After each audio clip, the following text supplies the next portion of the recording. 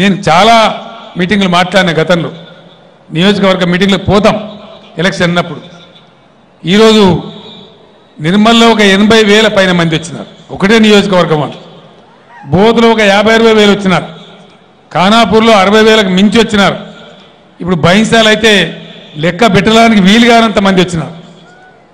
నేను దాన్ని బట్టి నేను చెప్పిన అక్కడ నిశ్శబ్ద విప్లవం కాదు, రాష్ట్రంలో పెద్ద వేవ్ ఉన్నది, శబ్ద విప్లవమే వస్తూ ఉంది, నిశ్శబ్దం కాదు. డంకా బజాయించి టీఆర్ఎస్ని ప్రజలు గెలిపించబోతా ఉన్నారని నేను చెప్పిన. పనిచేస్తే తప్పకుండా ఆదరణ ఉంటుంది, మాకు కూడా విశ్వాసం ఉంది. కాబట్టి దయచేసి ఆర్మూర్ ప్రజలతో కూడా నేను కోరేది, నిజామాబాద్ జిల్లా మొట్టమొదటిసారి గులాబీ జెండా ఎగిరినప్పుడు డైరెక్ట్గా జిల్లా పరిషత్ గెలిపించి తెలంగాణ ఆత్మగౌరవ జెండా ఎగిరేసిన జిల్లా మన నిజామాబాద్ జిల్లా. అందులో ఆర్మూర్ ముందు బాగానే ఉన్నది. నాటి నుంచి నేటి వరకు ఉద్యమం కావచ్చు, ఇప్పుడు కావచ్చు, ఆర్మూర్ ఎప్పుడు కూడా కేసీఆర్ను బలపరుస్తూ ఉంది. ఇక్కడ నాకున్న సమాచారం మేరకు 9కి 9 స్థానాలు మనమే గెలుస్తూ ఉన్నాం. పెద్దలు సురేష్ రెడ్డి గారు కూడా డెఫినెట్గా భాయ్ సాబ్ ఇంతకుముందు నేను వేరే పార్టీలో ఉన్నా, కానీ మీరు చేసే పని మీ తపన నేను కూడా మీకు అండదండగా ఉంటా అని చెప్పి వారు కూడా వచ్చినారు, కొండంత అండగా నిలిచినారు. తప్పకుండా వారి నాయకత్వంలో, పోచారం గారి నాయకత్వంలో ఈ జిల్లాను అన్ని రకాలుగా తీర్చిదిద్దుతాం. సురేష్ రెడ్డి గారు కూడా వారికి సముచితమైన గౌరవస్థానం ఉంటుంది. వారి సేవలు కూడా గొప్పగా వినియోగించుకుంటుంది పార్టీ. వారికి కూడా ఉన్నతమైన స్థానం కల్పించబడదని నేను హామీ ఇస్తా ఉన్నా. అందరం కలిసి ఒక అద్భుతమైన రాష్ట్రంగా చేసుకుంటే మనం బతుకుతాం తప్ప అల్లాటప్ప మాట్లాడితే కాదు. చివరిగా నాది ఒకటే మాట మీరు చెప్పాలి దయచేసి. ఇది నేను బాధతో చెప్తా ఉన్న విషయం. చాలా కష్టపడ్డాం. నేనైతే సాగు నోట్లో తలకాయ పెట్టాను. వలస పాలన నుంచి విముక్తి కావాలని 58 ఏళ్ళు ఏడ్చినాం. మీరు ఇలా ఆలోచన చేయాలి. ఇది చాలా సీరియస్ మాట నేను చెప్పేది. మీ బిడ్డగా తెలంగాణ సాధించిన ఉద్యమ నాయకునిగా బాధతో చెప్తా ఉన్న విషయం. ఉన్న తెలంగాణను ఊడగొట్టిందే కాంగ్రెస్ పార్టీ. ఇది చరిత్ర, నేను స్టోరీ చెప్తలేను. 1956లో తెలంగాణ ఊడగొట్టింది ఎవరండి?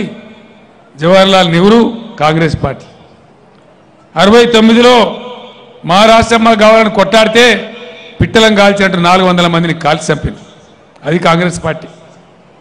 మళ్ళీ 2001లో మనం ఉద్యమం పెడితే ఇస్తామని వాగ్దానం చేసి టీఆర్ఎస్తో పొత్తు పెట్టుకొని అధికారంలోకి వచ్చి 14 ఏళ్ళు ఏడిపించి ఆలస్యం చేసినారు.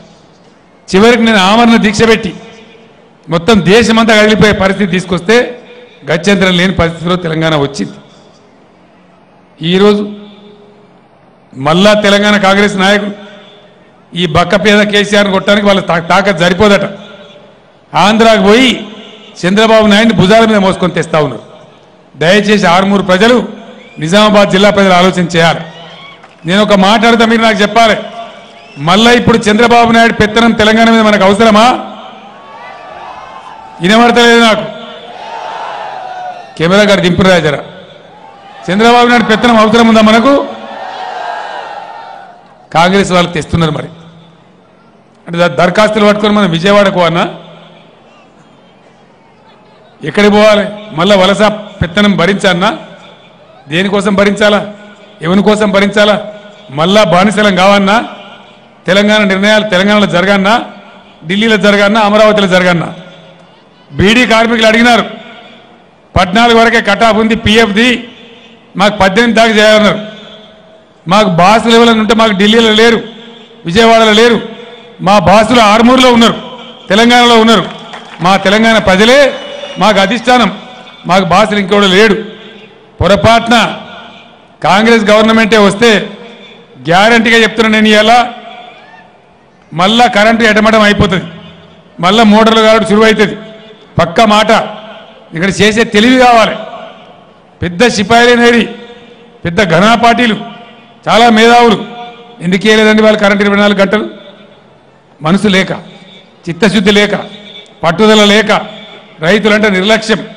కానీ ఈరోజు కష్టపడి 24 గంటల కరెంటు కత్తి మీద సాగు చేసినట్టుగా ఇస్తా ఉన్నాం. గంట రోజు మానిటర్ చేస్తాం.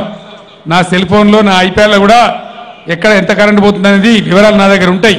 ప్రతిరోజు మార్నింగ్, మధ్యాహ్నం, సాయంత్రం మానిటర్ చేస్తూ ఉంటాం. అంత కాపలా కాస్తే ఈరోజు జరుగుతూ ఉంది.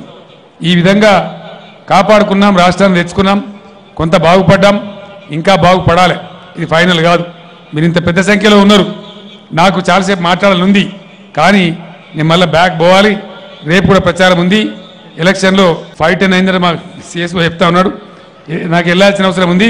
అందుకోసం దయచేసి టీఆర్ఎస్ అభ్యర్థులను 90 గెలిపించ తీసుకోయా బాబా, అప్లికేషన్ తీసుకో, అది తెచ్చి అప్లికేషన్ తెచ్చి ఈఎంఐకి ఆ పోలీస్ ఆఫీసర్కి ఖచ్చితంగా కారు గుర్తుకు ఓటేసి జీవన్ రెడ్డిని దీవించి పెద్ద ఎత్తున గెలిపించమని మీ అందరు నేను ప్రార్థిస్తా ఉన్నా.